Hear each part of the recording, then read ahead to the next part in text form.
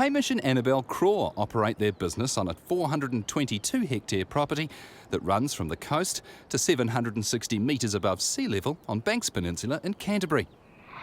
Hamish and Annabel both studied at Lincoln University, and their farm was recognised with 3 awards in the 2015 Canterbury Region Ballance Farm Environment Awards. They were a beef and lamb New Zealand sheep profit partnership farm and have hosted an innovation project on developing hill country pastures.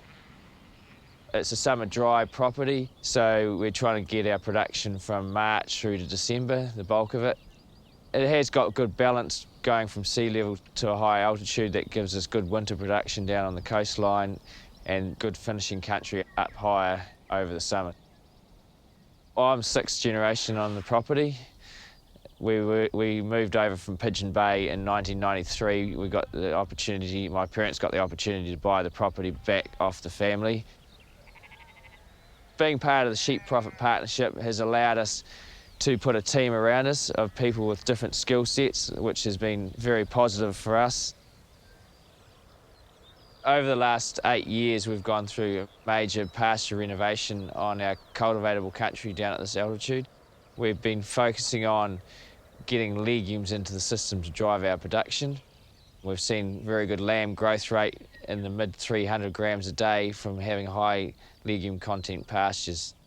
We've been putting them through 2 break crops, predominantly rape, and then into sort of permanent pastures, either straight lucerne or lucerne mixes. And we're also looking at putting some red clover and white clover stands in currently at the moment.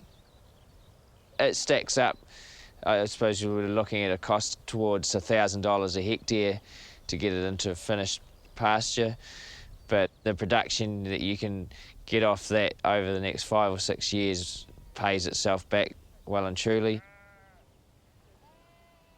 We're on our higher hill country block, which is about 500 metres above sea level. All this area here is uncultivatable. Prior to farming, this was all totara, but it gives a good indication of the quality of the soils, and it is a good land class for growing stock and pastures. These blocks have all had a fertiliser program and subdivided, and now we're trying to establish better pastures.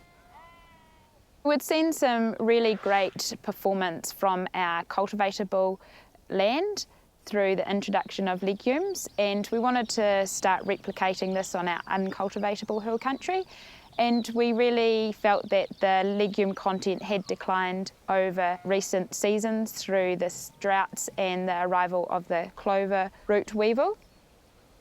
The things that we wanted to focus on was utilising the existing clover that we already had. We didn't want to remove all the pasture species and start again. We've already got a good amount of legume in our pastures, we just wanted more of it.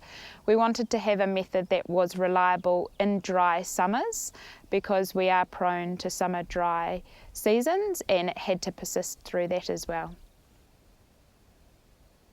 In 2014, we became involved in the Beef and Lamb NZ Innovation Farm project, and we put together a proposal around introducing legumes into our uncultivatable hill country, and through that we brought together a project team. Year 1 was focusing on what treatments we could trial, and we established 3, a light chemical top, a heavy chemical top, and then grass eradication. And we monitored those in a trial plot, and at the end of year 1 we identified that the grass eradication method through a Valiant treatment increased the legume content by up to 35% of the total sward compared to around 10% of our control. So that gave us the confidence to then take that treatment and do it on a larger paddock scale. So year 2 has been about a large scale environment and managing it under grazing. Then year 3 is now replicating that on another large paddock scale and looking at how we can manipulate our grazing management to really get the best out of the clovers that we've kept in these paddocks. We're really positive about what we've achieved so far, and it's definitely given us the motivation to continue on with this treatment, and now it's about how we manage it in a farm system environment.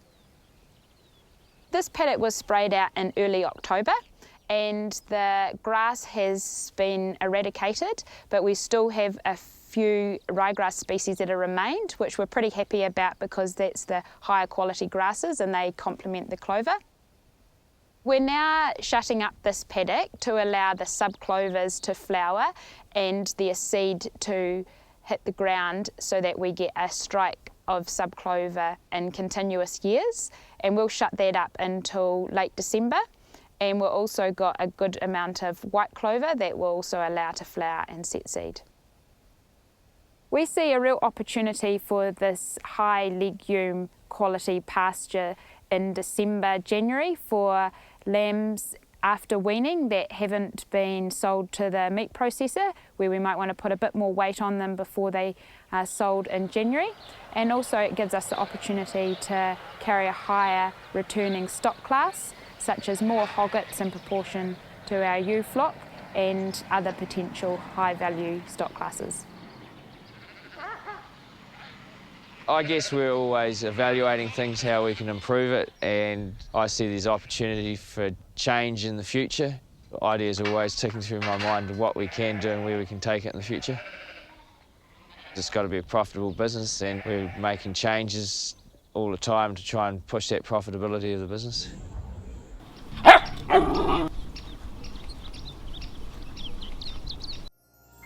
This program was made with funding from New Zealand On Air.